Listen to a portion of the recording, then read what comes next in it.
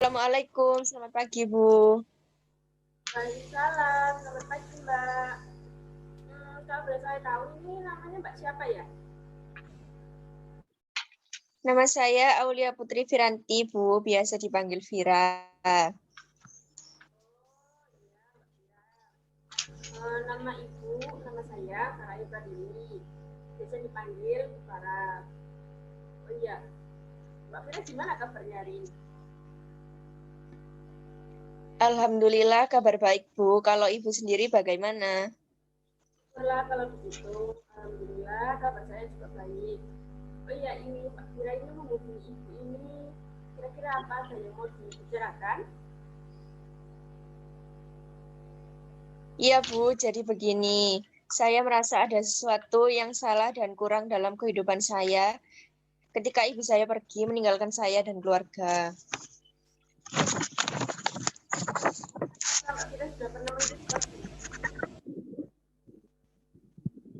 Belum pernah Bu. Kalau gitu, saya akan menjelaskan sedikit apa itu konseling dan apa tujuan dilakukannya konseling. Jadi konseling adalah proses pemberian bantuan yang diberikan oleh konselor atau ahlinya untuk membantu kliennya atau konseling. Tujuannya itu ada masalah yang konseling hadapi, ada yang Mbak Fira hadapi, kita bisa menemukan pembukaan masalahnya dengan baik. Jadi dalam proses konseling ini agar dapat berjalan dengan baik, saya minta Mbak Fira terbuka dalam menceritakan semua masalah yang dialami saat ini. Apakah Mbak Fira sudah paham?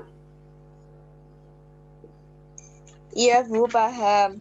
Tapi saya takut nanti banyak orang yang tahu tentang masalah saya ini. Saya mengerti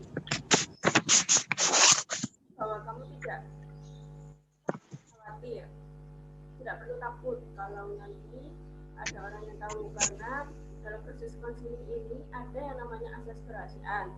Jadi asas inilah yang akan kita gunakan dalam proses konseling kali ini. Jadi Mbak Fira tidak perlu takut, karena saya jamin saya juga tidak akan memberitahukan kepada orang lain apa yang sudah menjadi masalah Mbak Fira. Dan tugas saya sebagai seorang konselor untuk menjaga rahasia konseling kami. Mbak Fira percaya saja sama saya.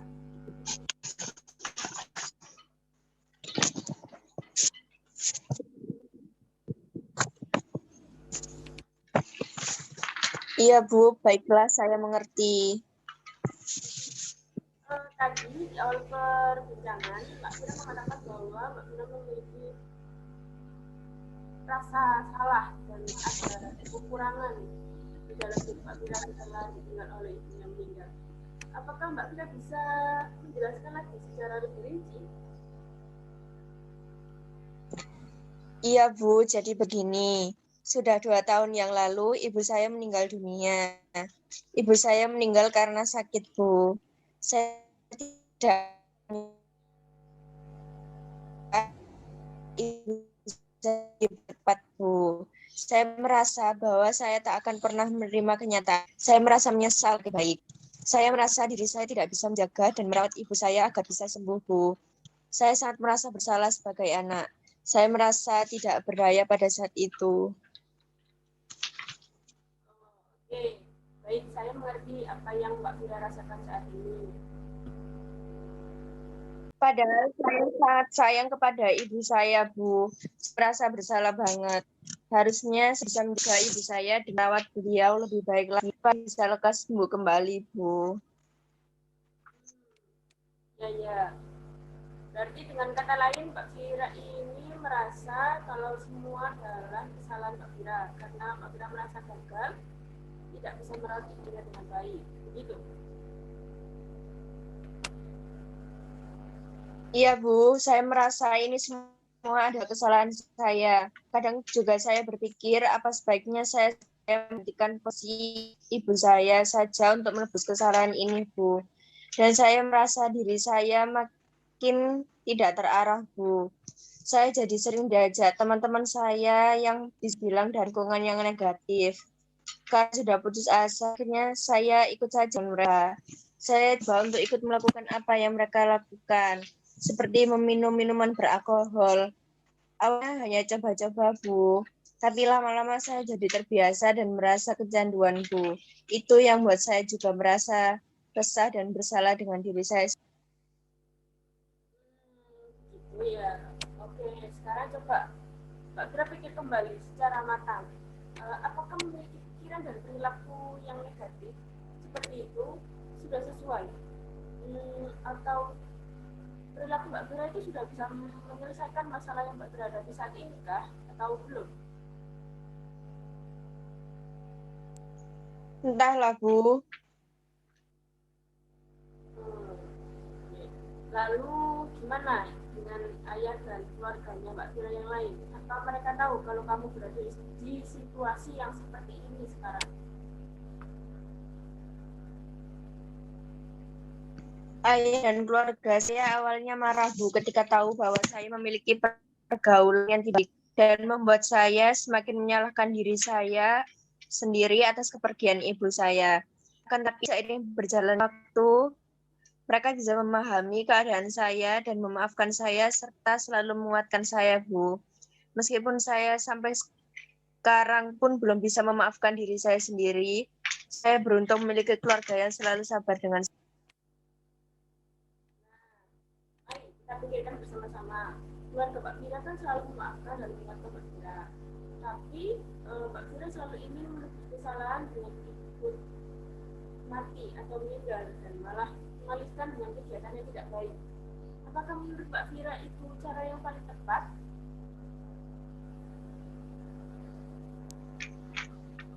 Gimana ya, Bu? Saya selalu dikejar-kejar perasaan bersalah.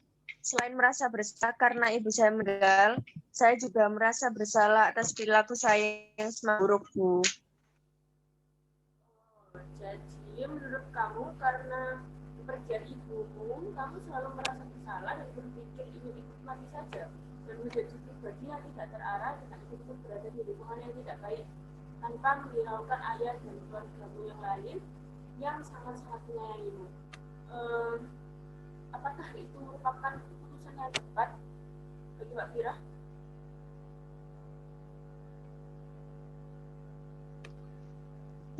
Ya, Bu, saya rasa itu cara terbaik dalam menyelesaikan masalah ini. Untuk apa saya hidup? Untuk apa saya menjadi anak yang baik? Kalau ibu saya tidak ada, hidup terasa hampa, Bu. Oke, Mbak Fira coba tenangkan pikirannya terlebih dahulu. Bisa tarik nafas, hembuskan, tarik nafas dulu, relax, tenang ya. Sekarang saya tanya, apakah dengan ikut mati dan minum minuman alkohol tadi, masalah yang Mbak berhadapi itu apa bisa langsung selesai? Apa dengan perilaku kamu yang lebih buruk dan kamu ingin mengakhiri hidupmu karena kau jaga tenang? Apakah begitu? Bukannya dengan ikut mati dengan diri menggunakan minuman beralkohol itu berarti Mbak Fira menambah permasalahan karena ayah dan keluarga harus kehilangan anak secantik dan sepintar Mbak Fira.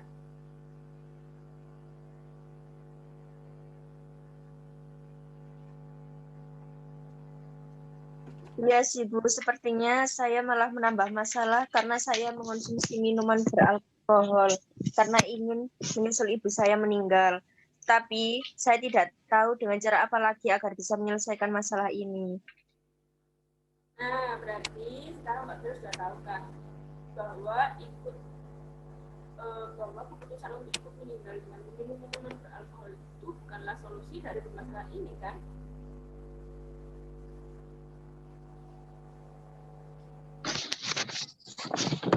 Ya, Bu, saya mengerti itu. Masih belum bisa memaafkan diri saya atas meninggal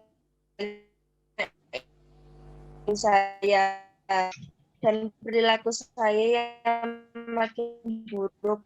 Saya merasa bersalah karena itu.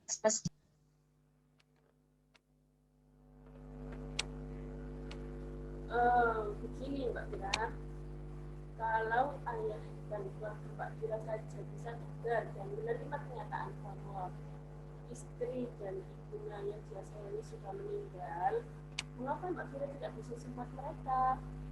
Padahal kan kalian sama-sama menyayangi ibu, Mbak Fira.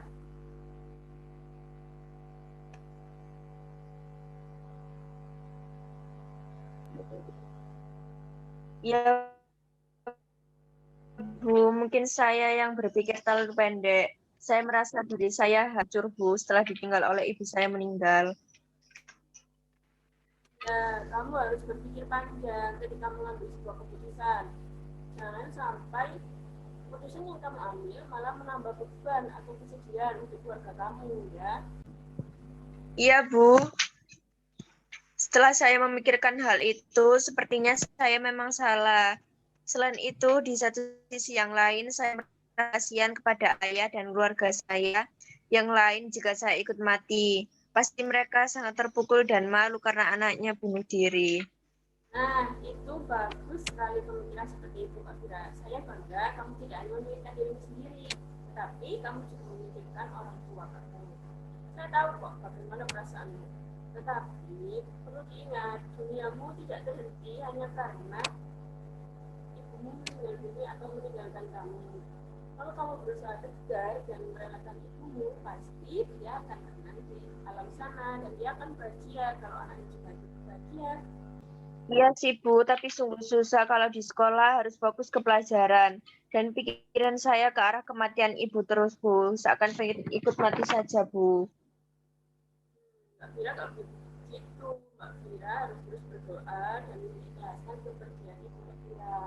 Jangan berpikir pendek seperti itu. Kalau kamu harus ikut-ikutan mati atau menyusul ibu, pada siapa nanti ayahmu akan bercanda, bercerita, berkeluh kesah. Ayah dan keluargamu pasti juga akan sedih. Kamu gak mau kan kalau ayah dan semua keluargamu nanti ikutan sedih lagi? Ayah kamu jadi tidak menyalahkan kamu kok, itu semua hanya perasaanmu saja yang terlalu sedih berlebihan.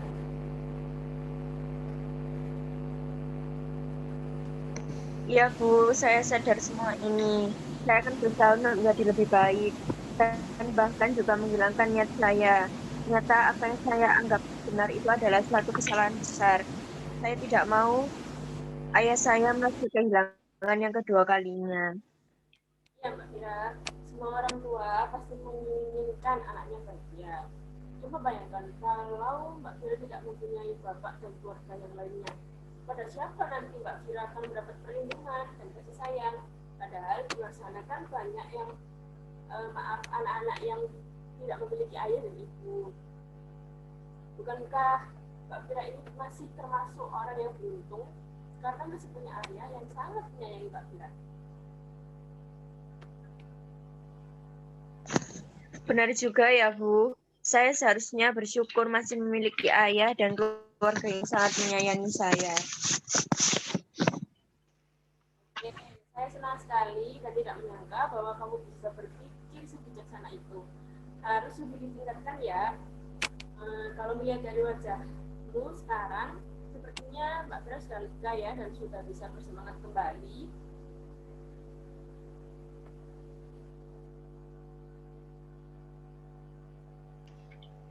Iya, Bu, senang rasanya.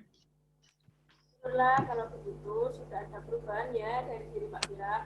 Dan kali kalau kamu masih merasa ada perasaan yang mengganjal, silakan datang saja menemui saya, menghubungi saya.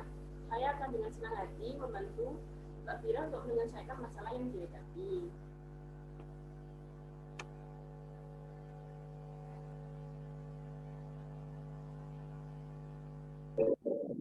Iya, Bu, terima kasih atas bantuannya. Sangat bermanfaat bagi saya, Bu. Kalau begitu, saya mau pamit dulu, Bu, karena tidak lama lagi online mata pelajaran selanjutnya akan dimulai, Bu. Sekali lagi, terima kasih, Bu. Saya pamit. Assalamualaikum. Oke, sama-sama Mbak Fira. Terima kasih juga karena kamu sudah berkenan untuk menceritakan masalahmu kepada saya. Semangat belajarnya ya. Raih cita-citamu, bahagiakan orang tuamu. Assalamualaikum.